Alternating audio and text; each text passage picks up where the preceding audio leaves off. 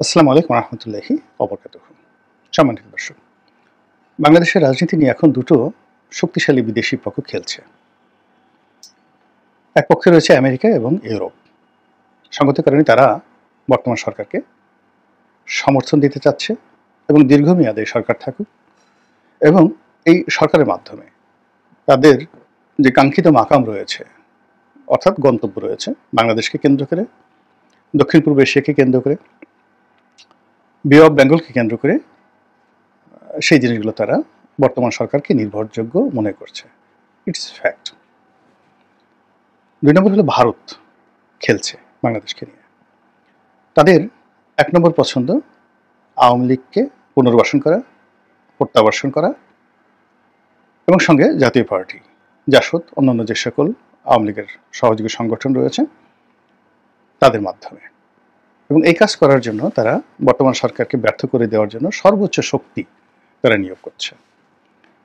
বিষয়টি নিয়ে আমেরিকার সঙ্গে ভারতের যে সম্পর্ক ওই লেভেলে ভালো না, এবং এখানে যারা আন্তর্জাতিক সম্পর্ক নিয়ে গবেষণা করেন বা বোঝেন তারা খুব ভালো করে জানেন যে এখানে প্রায় সব দেশেরই ত্রিমাত্রিক একটা সম্পর্ক থাকে। বাংলাদেশের যে সম্পর্ক, সেই সম্পর্কেরও ৩টা মাত্রা আমেরিকা রয়েছে। একটি মাত্রা হলো যে ওয়াশিংটন, দিল্লি, ঢাকা, মানে ওয়াশিংটন দিল্লির চোখ দিয়ে ঢাকা দেখবে, এটা এখনো চলমান আছে, আগেও ছিল। আরেকটি হলো যে ওয়াশিংটন ব্রাসেলস, মানে ইউর প্রধান হেড অফিস ঢাকা, যেটা এখনো চলমান আছে, এবং এটার ক্ষেত্রে ডক্টর মোহাম্মদ ইউনূস যেটা আগে বললাম। আরেকটি হলো ওয়াশিংটন ইসলামাবাদ ঢাকা, একটা সম্পর্ক আছে। এভাবে যদি আপনি রাশিয়ার দিকে যান, এভাবে যদি আপনি চীনের দিকে যান, এভাবে যদি আপনি দিল্লির দিকে যান, দিল্লি ঢাকার সম্পর্ক প্রায় সব ক্ষেত্রেই 3 ডাইমেনশন, মানে 3 ভাবে এই সম্পর্কটা তারা এগিয়ে নেয়। আমাদের দেশে এখনো পর্যন্ত আমাদের পররাষ্ট্র মন্ত্রণালয় এই 3D রিলেশনশিপ রক্ষা করার ক্ষেত্রে দক্ষতা অর্জন করতে পারেনি। ফলে তারা সবসময় ডাইরেক্ট রিলেশন, সবার সাথে বন্ধুত্ব, কারোর সাথে শত্রুতা নয়। এটা একটা কত বড় যে বোগাস টার্ম, এটা আমরা এখন হাড়ে হাড়ে টের পাচ্ছি। এনিওয়ে, আমরা অন্যান্য বিষয়গুলো আলোচনা না করে এখানে শুধুমাত্র বাংলাদেশের সঙ্গে দিল্লির যে সম্পর্ক, ত্রিমাত্রিক সম্পর্ক, সেই ত্রিমাত্রিক সম্পর্কটি আমরা আলোচনা করব। তাদের প্ল্যান এ, সেটা হলো আওয়ামী লীগ। এখন আওয়ামী লীগ যদি না থাকে তাহলে সেক্ষেত্রে তারা প্ল্যান বি, বিএনপি। তাদের প্ল্যান সি হলো এই ইসলামী যে দলগুলো, বাম ঘরানার যে দলগুলো, তাদের মধ্যে একটা ঐক্য করে সেখানে জামায়াত ইসলামীকে তারা অবশ্যই একটা মেজর রোল প্লে করার জন্য একটা সুযোগ করে দেবে। এই হলো তাদের 3D প্ল্যান। এখন এই 3D প্ল্যানগুলো কিভাবে কাজ করছে এই মুহূর্তে? 3টি প্ল্যানই একত্রে কাজ করছে, এবং এই কাজগুলো করার জন্য রয়ের যে অফিসগুলো রয়েছে, উইংসগুলো রয়েছে, তারা ব্যস্ত। অর্থাৎ জামাতের সঙ্গে যদি রয়ের কোনো সম্পর্ক থাকে, ওটা প্ল্যান এর গ্রুপ জানে না, দে ডু নট নো। বিএনপির সঙ্গে যদি প্ল্যান বি থাকে, ওখানে যারা কাজ করছে তারা অন্য দুটো গ্রুপ জানে না। আর 3টে গ্রুপের যে রিপোর্ট, সেই রিপোর্ট আলাদা আলাদা রিপোর্ট যায় অজিত দোভালের কাছে, অর্থাৎ নিরাপত্তা উপদেষ্টা, এবং তিনি এই বিষয়টা নিয়ে কেবল জনাব নরেন্দ্র মোদীর সঙ্গে আলোচনা করেন। আর নরেন্দ্র মোদী রাজনৈতিক অঙ্গনে পরবর্তীতে তিনি প্রয়োজন মনে করলে তিনি অমিত শাহ বা অন্য কারোর সঙ্গে, রাজনাথ সিং যিনি প্রতিরক্ষা মন্ত্রী রয়েছেন বা জয়শঙ্কর রয়েছেন, তার সঙ্গে তিনি আলাপ করলেও করতে পারেন। কিন্তু কূটনৈতিক লেভেলে, রয়্যাল লেভেলে যে আলাপ আলোচনাগুলো হয়, সেটা এভাবে কাজ করে।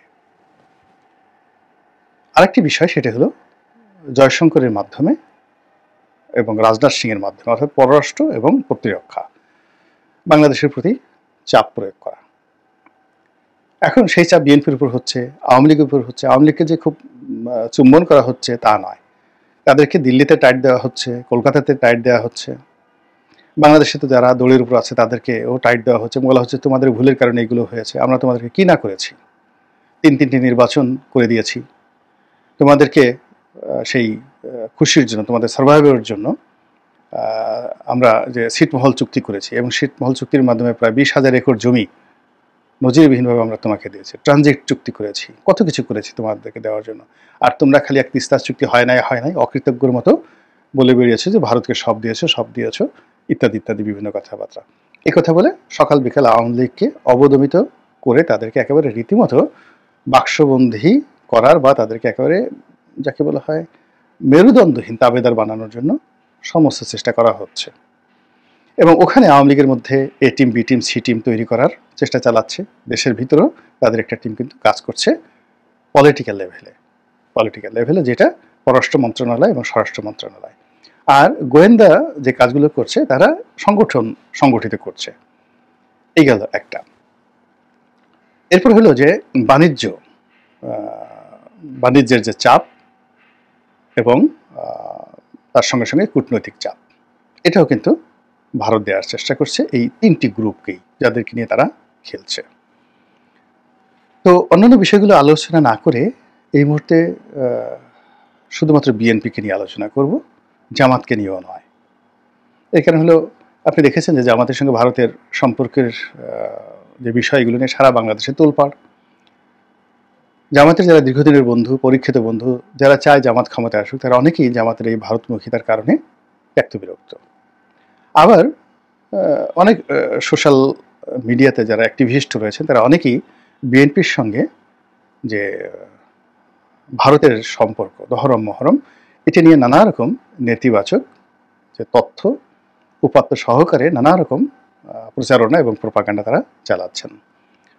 কিন্তু বিএনপির পক্ষ থেকে একেবারে কোনো প্রতিক্রিয়া দেখানো হচ্ছে না, কোনো কিছু বলা হচ্ছে না। ফলে জনমনে ভীষণ রকম আতঙ্ক তৈরি হয়েছে। অনেকে অসম্ভব, এই জিনিসটা একেবারে অসম্ভব, কিন্তু তারপরেও অনেকে সন্দেহ করছেন। যেমন বাংলাদেশ থেকে এখন চলে গেছেন, প্রবাসে আছেন রাকেশ রহমান, একজন তরুণ নেতা ছিলেন, টেলিভিশন টকশোতে আসতেন, খুব রাপটাপ কথাবার্তা বলতেন। তার বাবা আমার সহকর্মী ছিলেন, আমাদের সঙ্গে এমপি ছিলেন। তার আগে তিনি সরকারি কর্মকর্তা ছিলেন, জয়েন্ট সেক্রেটারি ছিলেন, HN আশিকুর রহমান ওনার ছেলে। ওনারা ধনী, ব্যবসা বাণিজ্য করে বেশ সচ্ছল। তো এই ভদ্রলোক বাংলাদেশে থাকতে তিনি আওয়ামী লীগের পক্ষে খুবই একেবারে নিজুম মজুমদারদের মতোই খুব অ্যারোগেন্টলি তিনি কথাবার্তা বলতেন।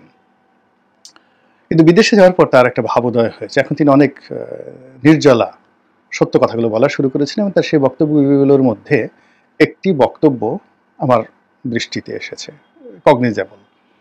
সেটি হলো যে বিএনপির সঙ্গে আওয়ামী লীগের সম্পর্ক হবে, সমঝোতা হবে, এটা যারা বদ্ধ উন্মাদ এবং পাগল তারা ছাড়া অন্য কেউ বিশ্বাস করবে না। সময়ের প্রয়োজনে ক্ষণেকের তরে আওয়ামী লীগকে বিএনপি একটু ছাড় দিতে পারে প্রয়োজনের তাগিদে, অর্থাৎ জামাতকে ভয় দেখানোর জন্য, অথবা পিঠ বাঁচানোর জন্য বিএনপিকে আওয়ামী লীগ ছাড় দিতে পারে। যেমন ইদানিং বেগম জিয়াকে নিয়ে, জিয়াউর রহমান সাহেবকে নিয়ে, তারেক জিয়াকে নিয়ে কোনো রকম বাজে কথা আওয়ামী লীগের কোনো নেতা বলছেন না বিদেশ থেকে, এমনকি শেখ হাসিনাও না। কিন্তু অতীতে তারা যে সকল অশ্লীল অশ্রাব্য কথাগুলো বলেছেন সেগুলো কিন্তু ঘন ঘন সামনে চলে আসছে, এবং আগামীতে তাদের অবস্থা ভালো হলে ওই একই কথা তারা বলবেন। এর কারণ হলো বিএনপিকে গালি দেওয়া ছাড়া তো আওয়ামী লীগের রাজনীতি হবে না। তাদের রাজনীতি করতে হলে বিএনপিকে গালি দিতে হবে, জামাতকে গালি দিতে হবে। একই টেবিলে বসে যদি জামাতের আমির শেখ হাসিনা খাওয়া দাওয়া করেন, কিন্তু ওখান থেকে বের হয়ে রাজনীতির স্বার্থে একে অপরকে গালি দিতে হবে, নাহলে রাজনীতি হবে না। এবং এটা আমি প্রথম একেবারে নির্জলাভাবে, আজ যেভাবে রাকেশ রহমান বলেছেন, রাকেশ না রাশেক রহমান, আমি নামটা সরি, আমার ছোট ভাই, আমার ভাই আর কি, মনে কিছু করবে না তিনি যদি এই জিনিসটা থাকেন। এই মুহূর্তে জাস্ট কথা, আমি তো স্ক্রিপ্ট ছাড়া কথা বলি, অনেক সময় এলোমেলো হয়ে যায় আর কি। তো সালাউদ্দিন কাদের চৌধুরীর সঙ্গে আমার একদিন একান্তে অনেকক্ষণ, প্রায় 2-3 ঘন্টা বৈঠক হলো তার কমার্শিয়াল অফিস, যেটা শরীফ ম্যানশনে। তখন বাংলাদেশের শীর্ষ ব্যবসায়ী তিনি, আমি তখন চাকরি করি একটা পত্রিকাতে, খবর গ্রুপে। তো তার একটা সাক্ষাৎকার নেওয়া উপলক্ষে উনিও ভালো মুডে ছিলেন, প্রায় 2 ঘন্টা এরকম আলাপ আলোচনা। তখন তিনি স্বতন্ত্র দল করেন, বিএনপিতে যোগদান করেননি। তো যাই হোক, তো একটা সময় উনি বললেন যে শেখ হাসিনার সঙ্গে তার কেমন সম্পর্ক, বঙ্গবন্ধুর সঙ্গে তার কিরকম পারিবারিক সম্পর্ক ছিল, তার বাবার, তার পরিবারের। এগুলো বলে অনেকটা আবেগতাড়িত হয়ে গেলেন, এবং তিনি বিএনপিকে পছন্দ করেন না, বেগম জিয়াকে তো একেবারেই পছন্দ করেন না। এবং যে সকল কথা উনি বললেন আমাকে, মানে সেগুলো আমি বলতে পারবো না এখানে। এবং আপনি তার বিরক্তির সেই জিনিসগুলো আপনারা দেখতে পেরেছেন যে উনি একবার বলে ফেলেছিলেন যে আগে জানতাম কুকুরের লেজ নাড়ায়, এখন দেখি লেজে কুকুর নাড়াচ্ছে। এবং বিএনপি তখন ক্ষমতায়, তারেক রহমানকে ইন্ডিকেট করে, বেগম জিয়াকে ইন্ডিকেট করে এত বড় কথা সালাউদ্দিন কাদের চৌধুরী ছিল কেউ বলতে পারতেন না। তো উনি যখন এই কথা বলেছেন তার বহু বছর আগে আমার সঙ্গে যখন ওনার কথা হলো, তিনি বললেন যে দেখো, শেখ হাসিনার বিরুদ্ধে কথা বলা ছাড়া আমার রাজনীতি নেই, আমার রাজনীতি টিকবে না। ওনার ছত্রছায়ায় গেলে আমার রাজনীতি টিকবে না। এটা শেখ হাসিনা জানে। আমি যে গালাগালি করি এটা শেখ হাসিনা জানে। আবার আমি বেগম জিয়াকে পছন্দ করি না, বিএনপিকে পছন্দ করি না, আমার সঙ্গে কোনো মিল নাই, কিন্তু রাজনীতির সাথে আমাকে বিএনপিতে যোগদান করতে হবে। যদি কোনোদিন আমি আমার দল বন্ধ করে বিএনপিতে যোগদান করতে হয়, বিএনপি, আমি তো জাতীয় পার্টিতে গেছি, আমি পারিনি, বিকজ রাজনীতির একটা লাইন রয়েছে, সেই লাইনের বাইরে আমি যেতে পারবো না। দেখেন সালাউদ্দিন কাদের চৌধুরী যে কাজটা করেছে, ঠিক একই কাজ কিন্তু মতিয়া চৌধুরী, সঞ্জয় সেনগুপ্ত করেছেন। তারা দুজনেই শেখ হাসিনাকে পছন্দ করতেন না, বঙ্গবন্ধুকে পছন্দ করতেন না, আওয়ামী লীগকে তো নাই, কিন্তু রাজনীতির যেটা লাইন আপ রয়েছে, তাদের যে লাইন আপ রয়েছে, সেই লাইন আপে তাদের আওয়ামী লীগের কোনো বিকল্প অন্য কোনো দল তাদের ছিল না। ফলে তারা আওয়ামী লীগ রাজনীতি করেছেন, কিন্তু জীবনের শেষ দিন পর্যন্ত আওয়ামী লীগও তাদেরকে ভালোবাসেনি, তারাও আওয়ামী লীগকে ভালোবাসেনি, কিন্তু একই ঘরে তারা সতীনের মতো থেকে গেছেন। সালাউদ্দিন কাদের চৌধুরীর একই অবস্থা। যদি কোয়ালিটি ধরেন, যোগ্যতা ধরেন, তাহলে সালাউদ্দিন কাদের চৌধুরীর নেক্সট ম্যান, মানে বিএনপির নেক্সট ম্যান হওয়া উচিত, সাধারণ সম্পাদক হওয়া উচিত ছিল, সংসদে মানে ডেপুটি লিডার হওয়া উচিত ছিল, বা সবচেয়ে বড় মন্ত্রিত্ব হওয়া উচিত ছিল, কিন্তু সংসদ বিষয়ক উপদেষ্টা বা এরকম কিছু একটা পদপদবি দিয়ে তাকে ওখানেই রেখে দেওয়া হয়েছে। তো ওখানে আপনি বুঝেন যে রিগ্রেটটা কোথায় ছিল এবং কোথায় আছে প্রত্যেকটা রাজনৈতিক দলের। তো সেই ক্ষেত্রে ভারতের সঙ্গে যে বিএনপির যে সম্পর্ক, এটারও একটা লাইন আপ রয়েছে। এই লাইন আপের কারণে বিএনপি কিন্তু ভারতকে পছন্দ করে না। This is the reality and this is the fact.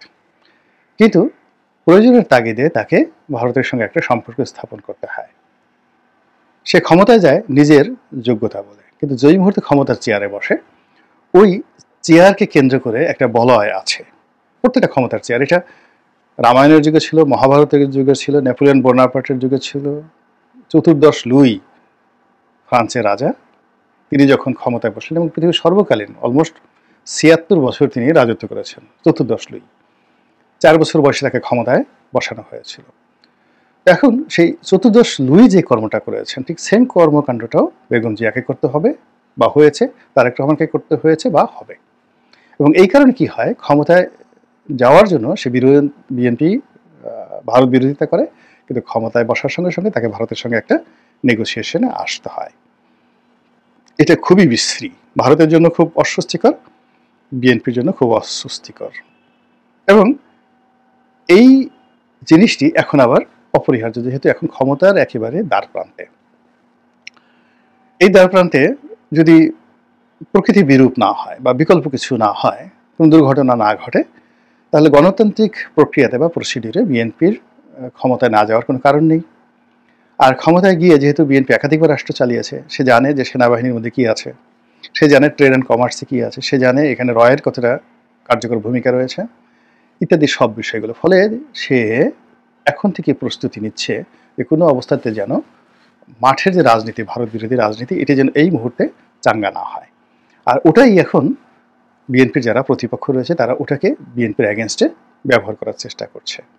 আর এটাকে বিএনপি কীভাবে মোকাবেলা করবে, বিকজ এখনো পর্যন্ত যেহেতু ক্ষমতায় আসার জিনিসটা সম্ভাবনা পর্যন্ত আছে, কিন্তু সার্টেনিটি নাই, কনফার্মেশনটা নেই। তো সার্টেনিটি এবং কনফার্মেশন না থাকার কারণে তাকে মাঠের রাজনীতি কিন্তু এখন পর্যন্ত ঠিক রাখতে হবে।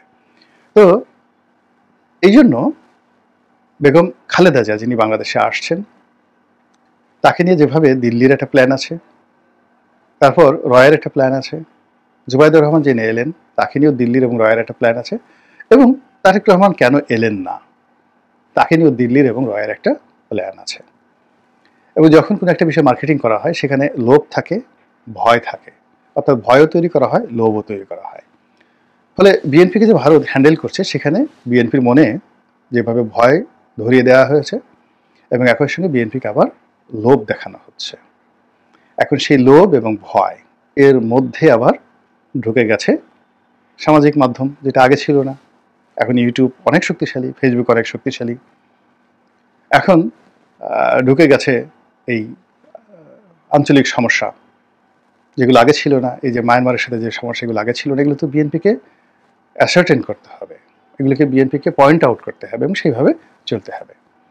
এবং সবচেয়ে বড় ব্যাপার হলো যে রাজনীতিতে, যেমন ধরেন আওয়ামী লীগ যদি ক্ষমতা আসে, শেখ হাসিনা প্রধানমন্ত্রী, তারপর জামাত যদি ক্ষমতায় আসে, প্রধানমন্ত্রী হবেন ডক্টর শফিকুর রহমান, আর এনসিপি যদি ক্ষমতায় আসে, প্রধানমন্ত্রী হবেন নাহিদ। এবং এটা তো সবাই, হাসনাত আব্দুল্লাহ সবাই বলেই দিয়েছেন যে ভবিষ্যতের প্রধানমন্ত্রী। কিন্তু বিএনপি এখনো পর্যন্ত তার যে প্রধানমন্ত্রী, সেই প্রধানমন্ত্রীকে সে লাইমলাইট আনতে পারছে না। কে প্রধানমন্ত্রী? তারেক জিয়া না বেগম জিয়া না জুবাইদুর রহমান? কে প্রধানমন্ত্রী? এবং যিনি সেনাপতি হবেন, সেনাপতি তো যিনি হবেন তাকে রণাঙ্গনে থাকতে হবে। এখন রণাঙ্গনের সঙ্গে সেনাপতির দূরত্ব, সেনাবাহিনীর মধ্যে মানে বিএনপির যারা কর্মী আছেন তাদের মধ্যে সুপ্রিম লিডার নিয়োগ করার ক্ষেত্রে বা ধারণা তৈরি করার ক্ষেত্রে এখানে 1% ছাড় দিতে হবে না। রাজনীতি এমন একটা বিষয়, এখানে যদি জনাব তারেক রহমান সাহেবকে সুপ্রিম কমান্ডার হতে হয়, এখানে তার মা বাপ সবাইকে ভুলে যেতে হবে। যেভাবে বাদশা আলমগীর মানে সঙ্গে সঙ্গে সম্রাট শাহজাহানকে অ্যারেস্ট করে ফেলেছেন, ভাইদেরকে মেরে ফেলেছেন, এবং যতদিন এমনকি উনি যে মারা যাওয়ার পরে সম্রাট শাহজাহানকে তিনি দেখতে পর্যন্ত যাননি, তার সঙ্গে কোনো কথাবার্তাই হয়নি। দিস ইজ পলিটিক্স, রাজনীতি। তো এখানে রাজনীতিতে কখনোই ডুয়েল কারেন্সি চলে না, ডুয়েল নেতৃত্ব চলে না। আপনি শেখ হাসিনাকে দেখেন, সে কিন্তু তার নেতৃত্বের ক্ষেত্রে তার মেয়ে, তার বোন, তার ছেলে, তাদেরকে এক সুতো ছাড় দেয়নি।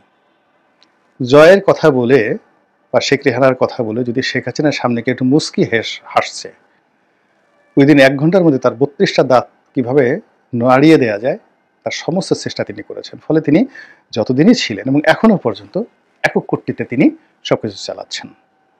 এই জায়গাতে তিনি কাউকে ছাড় দিচ্ছেন না যে ঠিক আছে আমি এখন বৃদ্ধ হয়ে গেছি, আমার পক্ষে জয় বলুক, আমার পক্ষে অমুক বলুক, অমুক বলুক, নো। তো এই জায়গাটাতে কি করছে, র খেলে দিয়েছে বিএনপিকে। বিএনপির মধ্যে খেলে দিয়ে আগে 3টি ধারা ছিল, 2টো ধারা ছিল, লন্ডন, ঢাকা, বেগম জিয়া, তারেক জিয়া, এবং তার মধ্যে এখন জুবাইদুর রহমান চলে এসেছে। আবার জুবাইদুর রহমানের সাথে সাথে কিন্তু দেখেন শর্মিলীও চলে এসেছেন, কোকুর ওয়াইফ। ফলে এই শর্মিলী, কোকির ওয়াইফ যত হাসি খুশি মুখে আসছেন, এরা যদি এই বাংলাদেশের এই পরিবেশে মোটামুটি 2-3 মাস থাকেন, আপনি এই হাসি দেখতে পাবেন না। এবং সেটা রয়ের প্ল্যান অনুযায়ী সমস্ত কিছু হয়ে যাবে। কাজেই বিএনপিকে হিসাব করতে হবে। সে যে এখন যেইভাবে হিসাব করছে, আমি ক্ষুদ্র মানুষ, রাজনীতিতে বিএনপির যারা আছেন সবাই আমার চেয়ে অনেক অনেক অভিজ্ঞতা, কিন্তু আমি তো যেহেতু একটা ভিন্ন অ্যাঙ্গেল থেকে দেখছি, সেই ভিন্ন অ্যাঙ্গেলে আমার কাছে হিসাব মিলছে না। তারা বন্ধু নির্বাচনেও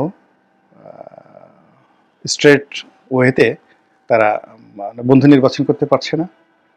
আবার শত্রু তৈরি করার ক্ষেত্রে প্রতিদিনই তারা একটার পর একটা শত্রু তৈরি করে ফেলছে। সিভিল সোসাইটিতে, ব্যবসায়িক সেক্টরে, সব সেক্টরে বিএনপি অসংখ্য শত্রু তৈরি করছে, কিন্তু বন্ধু তৈরি করতে পারছে না। আপনারা কি কখনো দেখেছেন সুন্দরবনের বাঘ একা একা থেকে কোনোদিন শিয়ালের সঙ্গে একটু পরামর্শ করেছে যে আসো আমার সময় কাটে না, একটু আলাপ আলোচনা করি? কিংবা ওই যে সজারু, এখন বাঘের যে বাচ্চা খেলাধুলা করবে, একটা বাচ্চা খেলাধুলা করবে, সঙ্গীর সাথে পাচ্ছে না, তো একটা সজারুকে ধরে এনে বাঘের বাচ্চার সঙ্গে খেলতে দিয়েছে কোনো বাঘ বা বাঘিনী। এরকম দৃশ্য দেখেছেন? কখনোই না। প্রকৃতির বড় বড় প্রাণীরা একা থাকেন, একা থাকেন, তানহা, একা থাকেন, একা চলেন, আর তারা বন্ধুত্ব করেন তাদের মতো করে, তাদের পর্যায়ে বিয়ে শাদী থেকে শুরু করে সামাজিক সম্পর্ক, ব্যক্তিগত সম্পর্ক, বন্ধুত্ব সম্পর্ক, ওই পর্যায়ে। রাজার বন্ধু কখনো ফকির হয় না, জ্ঞানীর বন্ধু কখনো নির্বোধ হয় না। এই জিনিসগুলো বুঝতে হবে, যেটা ইতিহাস প্রমাণিত। দুর্বল কখনো শক্তিশালীর বন্ধু হতে পারে না। তো এরকম যে জিনিসগুলো রয়েছে, বিএনপির যারা বন্ধু হবে, আওয়ামী লীগের যারা বন্ধু হবে, মানে বন্ধু হতে হলে ঠিক ওই রকম যোগ্যতা সম্পন্ন সমপর্যায়ে হতে পারে। আদারওয়াইজ শত্রু থাকতে হবে, অথবা জুতা টানা পার্টি থাকতে হবে, এর বাইরে হবে না।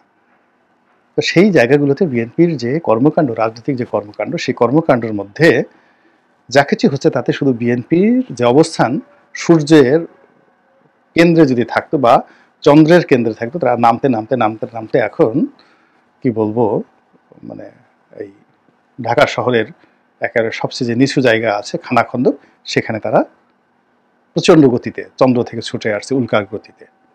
আর এই গতি নিয়ে ক্ষমতার কাছাকাছি যাওয়া বা রয়ের মতো একটা শক্তিশালী প্রতিষ্ঠান, মোসাদের মতো একটা শক্তিশালী প্রতিষ্ঠানের সকল চক্রান্ত ভেদ করে কাঙ্ক্ষিত মাকামে পৌঁছা এত সোজা নয়। আল্লাহ আমাদের সবাইকে হেদায়েত দান করুন এবং হেফাজত করুন। আসসালামু আলাইকুম ওয়া রাহমাতুল্লাহি ওয়া বারাকাতুহু।